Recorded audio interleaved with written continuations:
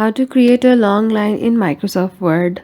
Hello everyone, welcome back to our channel and today we are back again with a new video. So without any delay, let's get into it.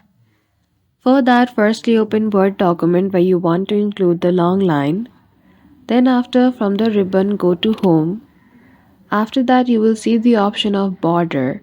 Click on the drop down menu, choose the option of Horizontal Line. Then from this prompt of Format Horizontal Line, choose the desired type. Click on OK, and after that you will see the horizontal line here.